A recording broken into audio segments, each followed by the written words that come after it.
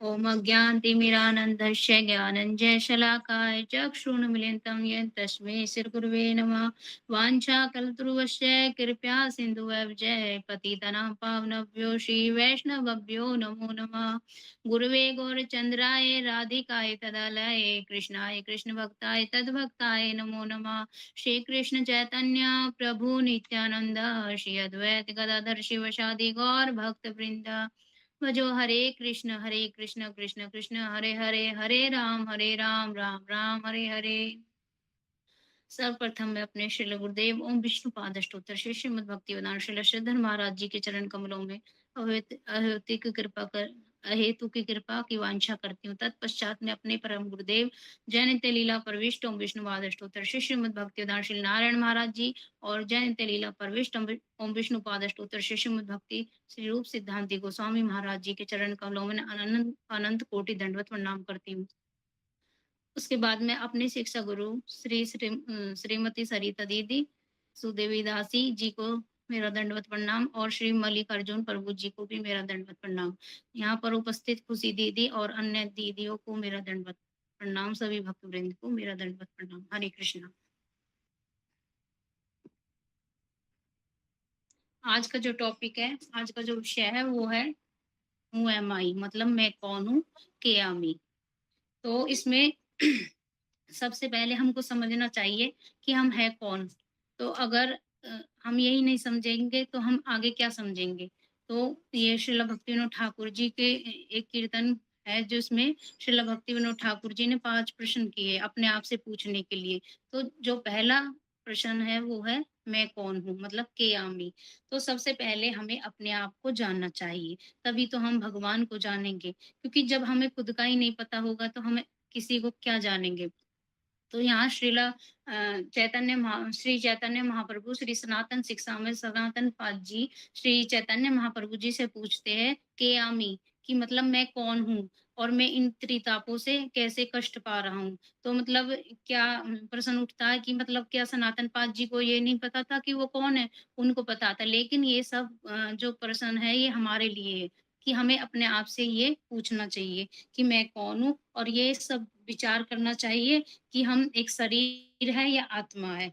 उदाहरण जैसे कि कोई हमसे पूछे, मैं किसी को बताती हूँ अपने मतलब बॉडी पार्ट्स के बारे में। तो सबसे पहले मैं हाथ को उठाऊंगी। अगर हाथ के बारे में बताना है तो मैं हाथ को दिखाऊंगी कि ये मेरा हाथ है, ये मेरी आंख है। इस तरीके से हम बताते हैं। उसी तरह मतलब जब हम अपने बारे में बताते हैं, कोई हमारे बारे में पूछता है तो सबसे पहले जो हाथ आता है वो हमारे सीने पे आता है कि मैं ये हूँ।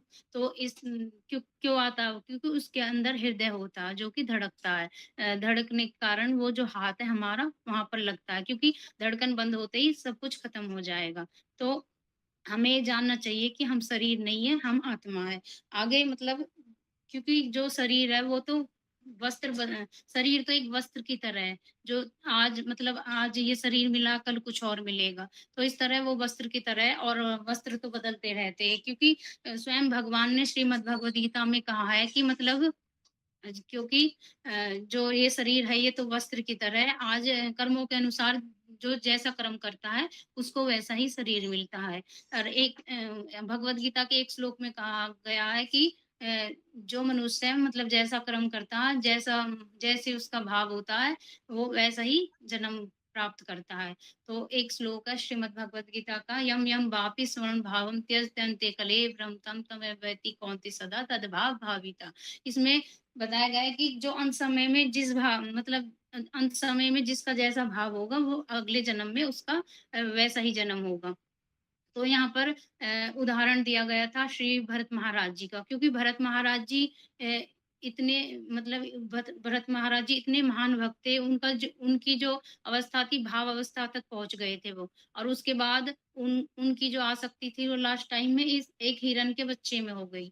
तो उस आसक्ति के कारण उनका जो अगला जन्म है वो हिरन का हुआ। तो यहाँ यहाँ मतलब ये ध्यान देने योग्य बात है कि मतलब हमें हमेशा भगवान का नाम करना चाहिए, जिससे हमारा अंत समय में भी मुख से भगवान का नाम निकले और अगला जो जीवन है वो हमारा उसी तरीके का हो। तो श्रील भक्तिविनोद ठाकुर जी के एक कीर्तन के माध्यम से हम समझेंगे कि मतलब मैं कौन हूँ, और इसमें जो और 4 प्रश्न हैं, उसमें श्रील भक्तिविनोद ठाकुर जी के एक कीर्तन से हम समझेंगे। के তুমি কোথায় ছিলে কে করিতে হেতা এলে কবা কাজে কারা गेले याबे कोथा शरीर पत्नी। इसमें बताए गए हैं जो जो सबसे पहला प्रश्न था वो था कि मतलब इसमें भजन थोड़ा दिया गया है, वैसे आगे भी है भजन, शुरू से कुछ और है कि मतलब इसमें बताया गया है कि मतलब जो श्रील भक्ति विनोद ठाकुर जी है वो कह रहे हैं कि एक बार विचार तो करो, सॉरी दीदी मैं भजन, एक बार भावे माने आशा वश भ्रामी हेता पावे की सुखा जीवने, पावे की सुखा जीवने। इसमें श्री श्रील भक्तिनाथ ठाकुर जी कह रहे कि एक बार विचार करो कि इस आशा में हम कितने जन्म से, सुख की आशा में हम कितने जन्म से इधर उधर घूम रहे हैं। तो ये हमें सभी, हम सबको प्रश्न करना चाहिए अपने आप से। तो इसमें अगला, के तुम को थाए छाले, कि पूर्व में तुम कहाँ थे, कि करीत हेला आए, और तुम जो यहाँ आए हो इसका उद्देश्य क्या है, क्योंकि जो तुम्हारा मतलब किसी ने तुम्हें भेजा है तो तुम्हें किसी उद्देश्य से तो भेजा होगा।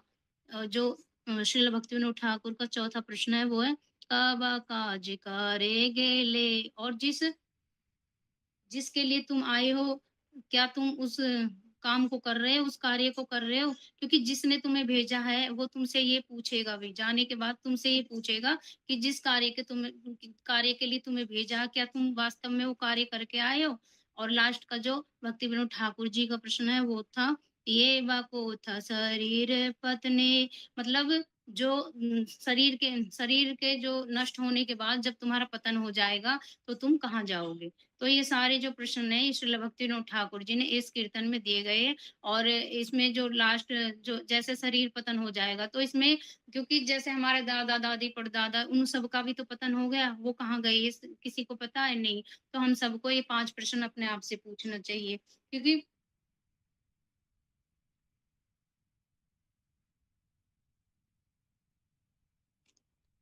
हम जहाँ अपना जीवन दे रहे हैं, क्योंकि हमें वास्तव में ही पता नहीं है, और जो इसमें सुख दुख हम भोग रहे हैं ये सब हम, यदि इसमें पूरा कीर्तन नहीं, एक मिनट, के न सुख दुख बाए अहंता ममताए माए, तुझे जय पराजय क्रोध हिंसा देश अन्य जाने। मतलब जो हम ये सुख दुख भोग रहे हैं, मतलब पैसा कमा रहे हैं, घर बना रहे हैं, क्या वास्तव में सुख है? नहीं, ये सुख नहीं है, ये तो टेम्परेरी है, क्योंकि ये कभी साथ जाने वाले नहीं है। जिस तरह जब हमारा शरीर ही टेम्परेरी है तो मतलब ये जो सुख दुख है सब टेम्परेरी है। और इसमें अगला बताया गया अहंता ममता में, मतलब हम अहंकार में आए रहते हैं और हमें हमेशा हमें प्रतिष्ठा चाहिए और अपना स्टैंडर्ड देखते रहते हैं, कि जबकि स्टैंडर्ड कुछ भी नहीं है, क्योंकि शमशान में जाने के बाद हम सबका स्टैंडर्ड बराबर हो जाता है। आगे श्रील भक्ति विनोद ठाकुर जी कहते हैं, तुच्छ जय पराजय क्रोध हिंसा द्वेष अन्य जने। मतलब जो हम जय पराजय के पीछे पड़े रहते हैं, अगर हम किसी की जय हो जाती है तो हमको जलन होने लगती है, और अगर किसी की पराजय हो जाती है तो बड़ी खुशी होती है। उसी तरह से मतलब हम इस द्वेष में, हिंसा द्वेष में लगे रहते हैं, जो कि गलत है। और श्रील भक्ति विनोद ठाकुर जी लास्ट की लाइन में बोलते, भगति विनोदे काए करि गोद पद गोरा पद आश्रय चिदानंद रसमय हयो राधा कृष्ण नाम गाने। मतलब इसलिए श्रील भक्ति विनोद ठाकुर जी कहते हैं कि श्री गौरचंद्र के चरणों में आश्रय कर लो और इस नाम के रस का आनंद लो और नाम में रत हो जाओ और राधा कृष्ण का नाम गाओ। यहाँ पर श्रील भक्ति विनोद ठाकुर जी के 5 प्रश्न पूरे होते हैं, और ये सब हर मनुष्य को ये 5 प्रश्न अपने आप से करनी चाहिए। अब अगला है जो श्री भगवत गीता का 15वें अध्याय का 7वां श्लोक है। उस ममे वांसो जीव लोके जीव भूते सनातने मनसष्टा इंद्रियाणि प्रकृति स्थानी कर्षति। कि इसमें बताया गया है कि जीव मेरा ही विभिन्न अंश है, जीव सनातन है, जो जीव है वो सनातन है और मेरा ही विभिन्न है और मन और 5 इंद्रियों द्वारा मन और 5 इंद्रियों द्वारा बद्ध जीव होने के कारण इसमें ही संघर्ष में लगा रहता है। तो इसमें बताया गया कि जीव भगवान बता रहे कि जीव जो है वो मेरा ही अंश है और वो त्रिगुण में फँसा ही रहता है। मतलब जो ये 3 गुण बताए गए रजोगुण, सतोगुण और तमोगुण अपने कर्मों के अनुसार इनमें ही फँसा रहता है और वो भगवान अपना अंश तो बता रहे लेकिन वो भगवान नहीं है क्योंकि भगवान तो विभु है और जो जीव है वो अणु है।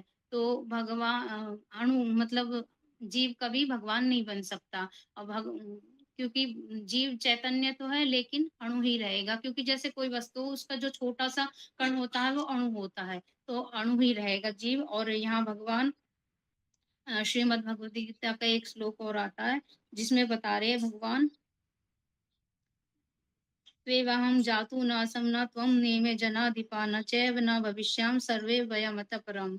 कि जब भगवान ने बताया कि जीव सनातन है, तो इस श्लोक में बता रहे श्री भगवान श्री अर्जुन से बोलते हैं कि अर्जुन ऐसा कोई काल नहीं था जब तुम नहीं थे, मैं नहीं थे और ये राजा नहीं थे। क्योंकि आने और जो काल आएगा उसमें भी मैं भी हूँगा, राजा भी है और ये तुम भी रहोगे। तो क्योंकि हम मतलब जीव जो सनातन है सभी सनातन है इसलिए श्री भगवान ने ये वचन अर्जुन से बोले क्योंकि जीव सनातन है। कृष्ण भूलि सही जीव अनादुभः इसमें गलत श्लोक कृष्ण भूलि सही जीव अनादि बहिर्मुखा एतव माया तारे दय संसार दुखा। कृष्ण के भूलने के कारण ही जीव अपने अपने स्वभाव को भूल गया है। कृष्ण को भूलने के कारण ही जीव अनादिकाल से कृष्ण से बहिर्मुख है इसलिए माया उसे संसारी रूप दुख प्रदान करती है। तो भगवान से सारे जीव प्रकट होते हैं और तथा शक्ति से ही जीव प्रकट होते हैं। तो जीव के पास ऑप्शन होता है कि वो इस तरफ जाए या उस तरफ। अगर भगवान से जीव उन्मुख है तो भगवान के धामों में मतलब ऊपर के लोकों में जाके भगवान की सेवा करता है। लेकिन जो जीव भगवान से बहिर्मुख है वो इसी संसार में पड़ा रहता है और माया देवी उसे खूब ताड़ित करती है।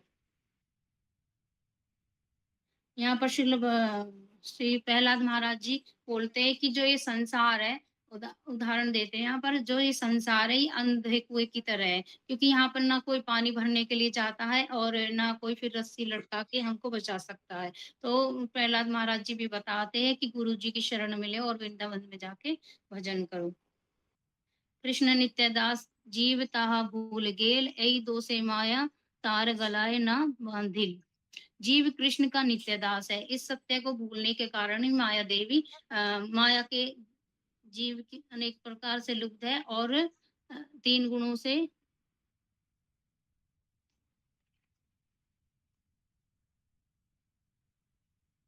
कृष्ण नित्य दास जीव ताहा भूले गेल एई तो से माया तार गालिया बांधिल। जीव नित्य दास है। इस सत्य को भूलने के कारण जीव को अनेक प्रकार के दुख मिलते हैं। इस इनसे निकलने का एकमात्र उपाय क्या बताया? नाम कृष्ण भगवान का नाम का स्मरण करना। पिशाची पाइले ये नमा तच्छन हाय मायाग्रस्त जीवेर हाय से भाव उदय। जैसे पिशाची द्वारा पकड़ लिए जाने पर मनुष्य अपना जो स्वरूप है उसको भूल जाता है और उसी प्रकार कृष्ण से विमुख लोग भी अपने स्वरूप को भूल जाते हैं जब माया के उस चंगुल में आ जाते हैं। तो यहाँ बताया कि जो ये माया देवी है ना ये एक पिशाची की तरह है। जैसे एक पिशाची होते है क्योंकि जब इस जीव इसकी पकड़ में आ जाता है ना तो अपने स्वरूप को ही भूल जाता है। जैसे कि एक छोटी बच्ची है उस पे अगर 80 साल का भूत लग जाए तो वो बच्ची उसी तरह से मतलब उसी तरह बोलेगी जैसे कि वो बूढ़ा है। तो यहाँ पर मतलब उसको अपने स्वरूप का ध्यान नहीं रहता। तो गुरुजी बार-बार बताते हैं और समझाते हैं कि तुम भगवान के नित्य दास हो और लेकिन माया से आच्छादित होने के कारण हम सब कृष्ण से विमुख हो जाते हैं। कभू राजा, कभू प्रजा, विप्र, कभी शूद्र, कभी दुखी, कभी सुखी, कभी शूद्र, कभू स्वर्ग, कभू नर्क, कभू देव, कभू दैत्य, कभू दास, कभू प्रभु, कभी स्वर्गलोक, कभी मृत्यलोक। मतलब इसमें बताया जा रहा है कि का कार्य हम भगवान का कार्य हमें कभी राजा बना देता है और कभी हमें रंक बना देता है। कभी विप्र, कभी शूद्र, कभी सुखी, कभी दुखी, कभी स्वर्ग में पहुँचा देता, कभी नरक में, कभी दैत्य बना देता और कभी स्वर्ग, कभी नरक इस मृत्यलोक में पहुँचा देता है। तो हमें क्योंकि हमारा जो जन्म है वो हम बता दिए सनातन, तो हम बार-बार हमारा जो जन्म है वो होता रहेगा कर्मों के अनुसार और हर जन्म में हमको माता-पिता मिलते रहेंगे क्योंकि बिना माता-पिता के हमारी उत्पत्ति कोई भी योनि में नहीं है क्योंकि अगर हम कीट-पतंग भी बनेंगे तो उसमें भी हमें माता-पिता ही जन्म देंगे।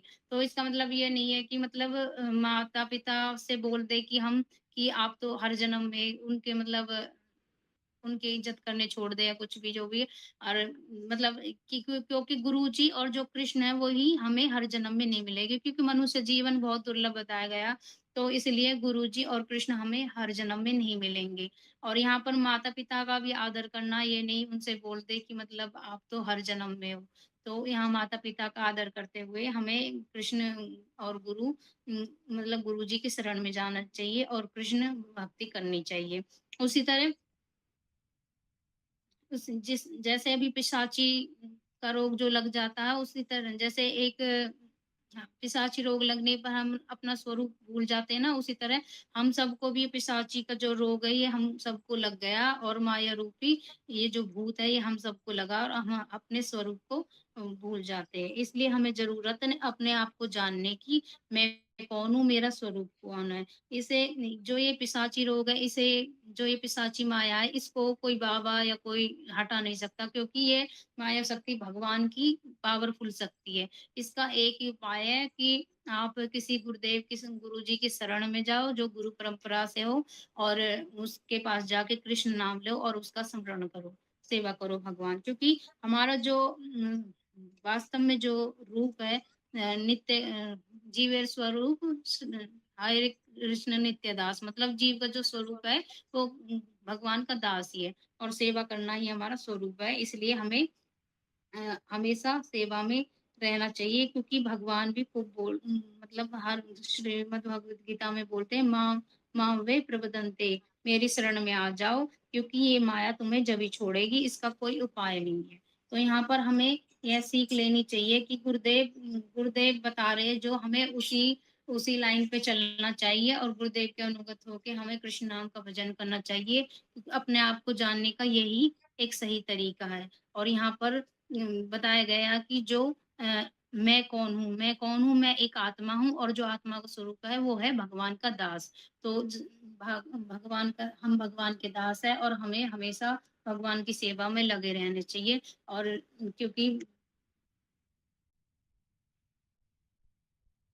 क्योंकि यही हमारा स्वरूप है और यहीं मैं अपनी वाणी को विराम देती हूँ। वाञ्छाकल्पतरुभ्यश्च कृपया सिन्धुभ्यश्च पतितनां पावनेभ्यो शिव वैष्णवेभ्यो नमः। हरे कृष्णा दीदी। दीदी इसमें ना थोड़ी ये जो प्यार श्लोक थे इसमें थोड़ी गलती हो रही है इसलिए मैं थोड़ी कन्फ्यूज़ हो गई। हरे कृष्णा।